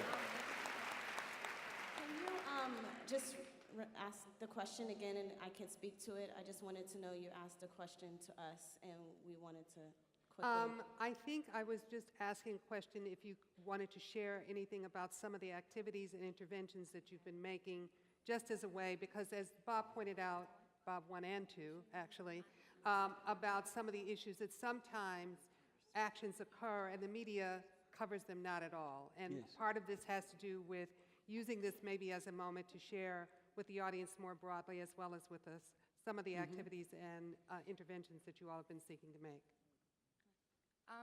Yes, well, we actually just wrapped up an action where we camped out at the LAPD headquarters for 18 days straight. There was a young man named Ezel Ford who was murdered in August here in LA by 2 LAPD cops. And, you know, right now we're seeking for the District Attorney Jackie Lacey to file murder or manslaughter charges against both officers, as well as Chief Beck to fire the officers, because they're both still currently employed with the LAPD. We're paying them over $100,000 a year, you know, to basically go and come into our communities and kill our brothers, our sons, our uncles. Our sisters, our aunts. Everybody. Yeah. But it's not just Ezel Ford. You know, I can name a ton of folks in LA. This is local stuff. Kendrick McDade, Pasadena. He was murdered. Marlene Pinnock, she was just beat on the highway. We feel like the folks who are supposed to be representing us, Jackie Lacey, for instance, she's the district attorney, and she's supposed to prosecute on behalf of the public. They're not doing that. We've met with Jackie Lacey. We've also met with Chief Beck, and you know, our meetings are pretty much, oh, there's nothing we can do about it. Our hands are tied. And we know that they're our lives. So I want to request to these students, because I'm not a student here. So, you know, the elders on the stage, they're absolutely right when they ask you all to take charge, because like he said, this is our movement. This is your movement. Everybody in here, you know, and as long as we sit around and allow for our brothers and sisters and even ourselves possibly to be killed, that's what's gonna happen. So I don't know if y'all are familiar with Black Lives Matter. We have a very active chapter here in LA. So we are BLM LA on Twitter, or just find us on our website, which is Black Lives Matter, and we can loop you into the movement work that we're doing here locally. Thank you. You've been very patient. Hi, first of all, let me just say thank you. I feel like, I'm sure many people here, extremely inspired and just honored to be graced with your presence. So thank you for coming here tonight and speaking with us. You're welcome. I just had to say that first and foremost. But my name is Shirley Giraldo, and I work here at UCLA as Social Justice Initiatives Coordinator. And prior to coming here, I used to work at a nonprofit with students from disadvantaged, first generation, you know, low-income backgrounds, the works against them. And one thing that I noticed there, it just almost seemed, and this is getting to the point that was made in terms about getting education and getting out and voting, some of my students, they seem to, it almost didn't seem to be cool, right, to get an education, to get ahead for one thing. I think coming here, I've noticed that there are just lots of things that prohibit people from progressing, and sometimes a lot of it is internalized, right? We all live in a system. People sometimes feel that they can't change things because they are paralyzed from what is going on. So I guess my question to you is, as I'm sure in your activities that you have encountered people who have perhaps internalized depression or who have felt paralyzed and felt that they couldn't make a difference, what are your words to those here who perhaps maybe are thinking that for this generation? Well, I don't want to be the one who takes up the whole stage, but if we had your social media back in the day, you have tools that we would have killed for. We had a mimeograph machine. Bob Farrell and I forget who put up the most money, and a fellow named Jesse Morris. We had a mimeograph machine, and we could get all the paper we wanted from friends, and whenever we had an issue, we would run that mimeograph machine, and we had lots of secretaries on campus who would type our stencils with. You don't know what those are, but that's what you put on the mimeograph machine. I don't know what those are. And then we'd run out and we'd stuff the brew in boxes. People thought there was 1,000 of us stuffing those boxes. It was like 3 of us. But when we had an issue, we thought we had, again, good leadership in the community. We had Henry Hodge. We had Earl Walter, and we would go back and we would check with them. And we would ask them, we're thinking about setting up a picket line. We want to hook up with other people. We don't want to just set up one picket line. We don't think that's going to make a difference. What should we do? And these people, they had thought, they had plans that went way beyond what we were thinking. And as long as you go back, as long as you try to involve as many people as possible in what you're doing, you have to have posses. You don't do a lot with just a couple of people. You got to infect other people. The moment you start thinking about things, you got to, like Helen said, you got to start doing your homework. What are the laws? What are the institutions right now that are blocking us? There are a lot of good cops out there. Helen's brother is a cop, and he had the right mentality. But there are some bad cops out there. How do you isolate those bad cops? How do you make sure that there is, in fact, enough noise going on every time one of these bad cops does something so that it doesn't just die out? Well, you can't do it by yourself. You can't do it just as students. You get as many people as possible from the community. And like Bob Farrell said, you've got the news media, but you guys have something other than that. You have social media. People start following you when they see that you've done more thinking about these things than they have. And that posse, as it grows, makes a difference. People start noticing you. Some people will try to stop you. And as you keep on your issue, keep thinking more and more about it, people will recognize that you're articulating that in a way they wish they had thought about that. And they'll start following you. You'll get the workers to start separating from the drones. But you got to keep that movement going. You got to keep it alive. And the only way you're going to do that is to keep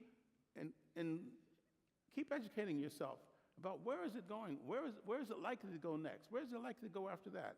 One of the things I really appreciated about Mildred's husband, he would sit quietly in the meetings when we would go to him, and he would sort of listen around until we thought we had something going, and then he would, because he was such a great listener, he would tell us, okay, so you're going to do this, and you're going to do that. You said you're going to do something. Before we knew it, we had an action plan.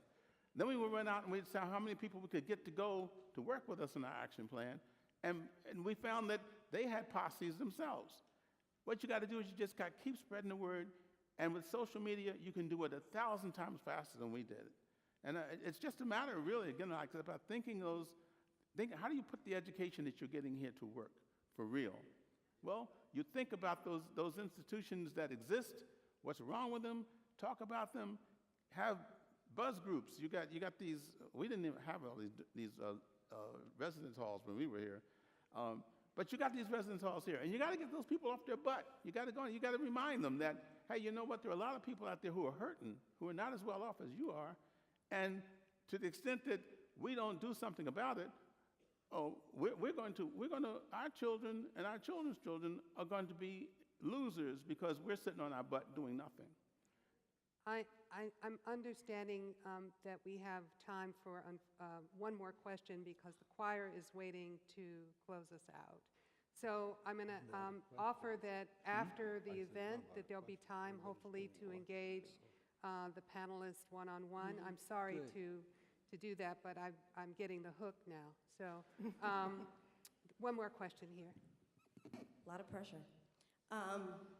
My name is Melanie Vornado. I am a staff member for UCLA Communications. I wanted to say thank you for taking the time to spend time with us today because it allows us to connect to the history of the university. I didn't go here as a student, so these are things that invigorate me and get me excited to do the work that we do here. My question was actually reaching back, and I wanted to see if the panel could talk about their family's response to their participation in the movement, whether there was support or the lack thereof. Did she say she wants to know what our family is for? Yes, ma'am. Well, my family was scared to death, particularly my father. I come from an old movement family, and we had the FBI in front of our house for months at a time, 24 hours a day. So he figured that I would be sacrificed as soon as I got off the train. So it was very, very hard on my parents, and they suffered the whole time I was gone. They suffered more than I did in Mississippi. When I was about 15 or 16, my mother told me about the NAACP standing in front of Woolworths, because at the time Woolworths department stores would only hire African Americans as custodians. And so we picketed the Woolworths in Santa Monica. My point is that I was fortunate. I came from parents who had this sense of empathy and compassion and a sense of rightness about what people needed to do in society. So my mom and dad were scared for me a little bit, but they were very supportive, and they allowed me to go feeling that I was doing the right thing, and that made a big difference to me. My brother came to me before he decided to go on the Freedom Rides, and he had thought he wouldn't tell our mother that he was going. And he came to me and said, "Do you think I should tell Mother?" And I said, "You sure better." And he did, and my mother was very, very frightened for him, because we were aware of the situation, and my father also. But they both came around and said, "You know, this is something you believe in, something you need to do, and we support you in your wish to heal the world," as it is said. But they were worried the whole time he was gone, and of course, his death and his never returning affected them for the rest of their lives. But we were all very proud of what he did and couldn't tell him so. But one of the things that helped a lot of our parents was the fact that Rabbi Perry Nussbaum of Jackson, Mississippi, would come up. Helen's got a great story about this. Would come up from Jackson to Parson Penitentiary, visit Freedom Riders, and write letters to our families telling our parents how we were doing. Yeah, I have a letter So from that was the rabbi a big help. that he wrote to my family. Well, I'm the third child of a family of 8 children, and my mother lived my grandmother lived in Virginia, and every summer we would go down to visit her, and I would run into the segregation situation down there, and it bothered me. Like I said, I got pissed off. So when we went on the Freedom Rides, when we were planning to go on the Freedom Rides, we decided, since we were over 21, we didn't have to get permission from our parents. But we decided out of respect to give them a call and let them know that tomorrow morning we were going to catch a plane and join the Freedom Riders. Bob's mother eventually gave in because there wasn't anything she could do about it, but we could tell that she wasn't too happy about it. She was concerned because what he hasn't told you yet is that his mother would never let him go down south when he was growing up to visit their family because she said, you don't know how to behave down there. And he didn't understand, but later did. My mother had lived down there, and that's why we went down there. So when I called my mother, she wasn't too happy with it either because she knew what the danger was. And she said to me, why do you have to do this? And I, being young and smart-mouthed, I said, Mom, if you had done something, I wouldn't have to. All right. And you're still alive. What I didn't realize was that my mother had done something. The fact that she no longer lived in Virginia. She was one of those 600,000 people who had left the South and moved north so that her children wouldn't have to go through what she went through. And I appreciated her too late for that. But she gave a blessing. But what I didn't know until later, talking about support, was what my father said when I hung up. And I can't repeat it here. But he was really upset because my father was very protective of his family. And I'm, as I said, one of 8 children. I have 2 sisters and 5 brothers. And over time, living in the city, my father was very involved in politics of the city. He knew people in City Hall.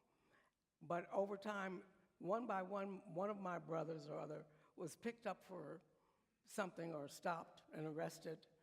And my father could always go down to City Hall and say, that's my boy, let him out. When he learned that I was going to Mississippi, the reason he got so upset, because he didn't know anybody down there. He couldn't go down there and get his daughter out. And that was, I can't say he was supportive. He blamed it all on Bob. It's always a good story. Thank you all. It's absolutely been wonderful.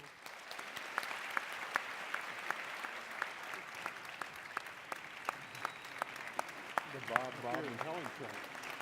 I knew it was going to be that. Well, the audience likes to hear it from them more than